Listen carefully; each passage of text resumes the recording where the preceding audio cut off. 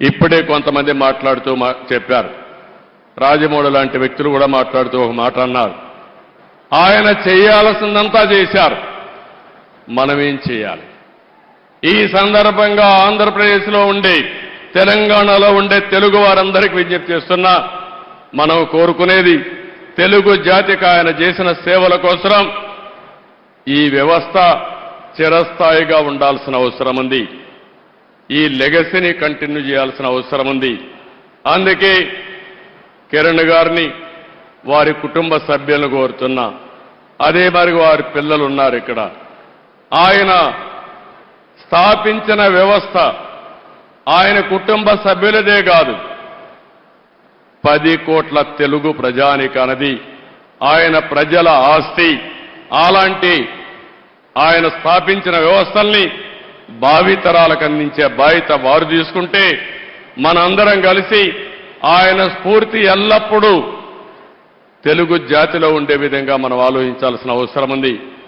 NT Ramarao గారికి కూడా భారత రత్న ఇవ్వాలని చెప్పి మనం ఎప్పటి నుంచో పోరాడుతున్నాం. అదే సమయంలో రామోజీరావు గారికి కూడా భారత రత్న సాధించడం మనందరి బాధ్యత. ఒక పక్క ఎన్టీ రామారావు గారు, ఒక పక్క రామోజీరావు గారు, ఇద్దరికి ఇద్దరే అలాంటి మహానాయకులకి, యుగ పురుషులకి మనం నివాళులర్పించడం అంటే ఇలాంటి కార్యక్రమంలో భాగస్వాములు కావడమేనని చెప్పి నేను మీకు తెలియజేస్తున్నాను. ఇది కాకుండా అమరావతి ఆయన పెట్టిన పేరు, ఆయన ఇచ్చినటువంటి ఆ రోజు సలహా, ఈరోజు నేను ఆలోచిస్తున్నాను. అమరావతిలో రామోజీ విజ్ఞాన్ కేంద్రంగా పెట్టి, ఢిల్లీలో విజ్ఞాన్ భవన్ ఏ విధంగా అయితే ఉందో, కాన్ఫరెన్సెస్ కానీ, రీసెర్చ్ కానీ, ప్రభుత్వం చేసే కార్యక్రమాలన్నీ అక్కడ చేసే విధంగా తప్పకుండా తగిన రీతిన ఒక మంచి కేంద్రం తయారు చేసి దానికి రామోజీరావు గారి పేరు నామకరణం చేస్తామని చెప్పి కూడా మీ అందరికీ విజ్ఞప్తి చేస్తున్నా. అదే మాదిరిగా ఒక రోడ్డు కూడా రామోజీరావు గారి మార్గని, లేకుంటే మార్గమని ఒక రోడ్డు కోసం కూడా ఆయన పేరు పెట్టడం. అదే మాదిరిగా విశాఖపట్నంలో ఆయన యొక్క జీవితాన్ని ప్రారంభించింది, మొట్టమొదటిసారిగా పేపర్ పెట్టింది.